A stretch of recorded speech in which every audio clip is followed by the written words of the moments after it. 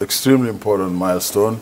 The Basketball Africa League played in a collaboration between FIBA and the NBA. This is the first time the NBA operates a league outside of North America. We are extremely excited.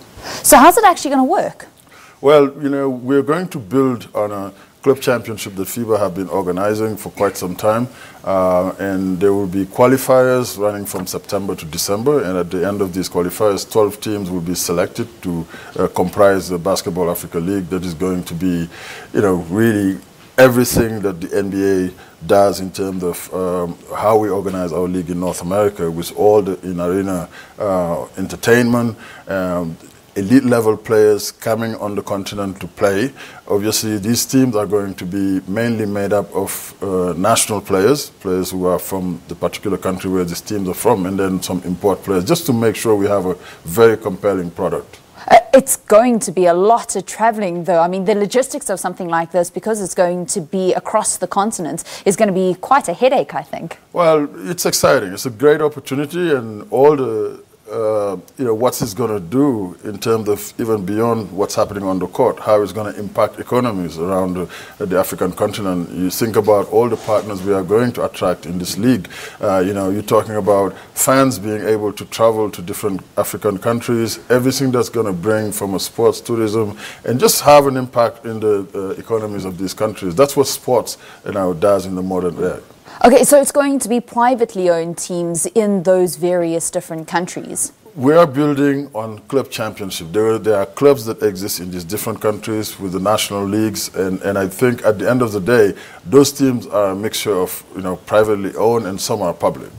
Okay, and obviously the different stadiums that are going to be used for the different countries, they have to meet certain specifications. Are you confident that Africa and the different countries that you have identified to be a part of this league will be able to live up to those standards? Absolutely, and we've seen, you know, in the past few years, there is an emergence of facilities in a select number of countries. You saw we played our third NBA Africa game in 4 years last year in Pretoria.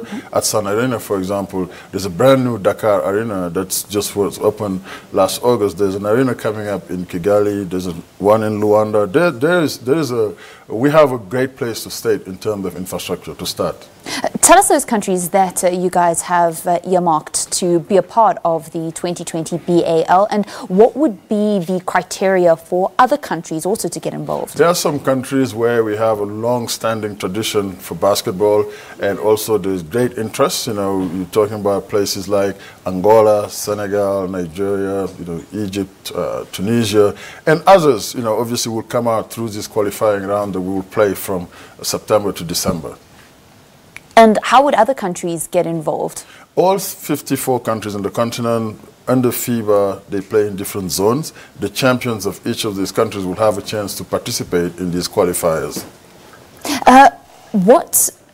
Tell us a little bit about South Africa's relationship with the NBA, because it's a long-standing one. You guys have been involved in the country. One would have expected maybe a little bit more, considering the amount of years that NBA have been involved, for us to see South Africa participating more regularly and at different age group levels at World Championships when it comes to the sport. Well, I think, you know, since we've been here, we've seen a tremendous growth in terms of interest in the sport. I was just this past Sunday at Wits University at the final of the St. John's tournament, the tournament that's quietly attracting teams from other countries. Young people in the building, extremely passionate about cheering for their school's team. We have our junior NBA league that started here in Johannesburg for the past 3 years, involving schools from across the Gauteng area. And we launched our junior NBA program in 2011 with the Royal Bafokeng Nation. That program is going extremely well. So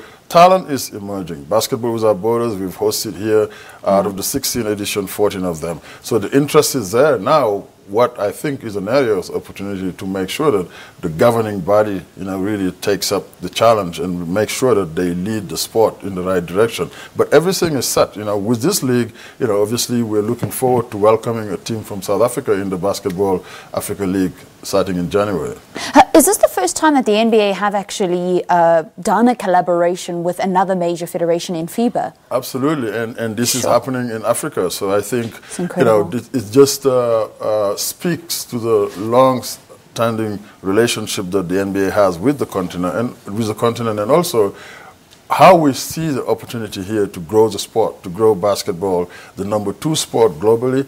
And, the sky is the limit here. We have tremendous amount of talent that have come in from the continent that are playing in the league right now. You have Joel Embiid, the 2-time All-Star starter, who was here in our Basketball Without Borders camp in 2011. Pascal Siakam is doing very well with the Toronto Raptors. Masai Ujiri is the president of the Toronto Raptors, one of the top teams in the NBA today. So Africa's presence in the NBA is at a very high level, and this is why we are excited about coming here, collaborating with FIBA to launch Basketball Africa League.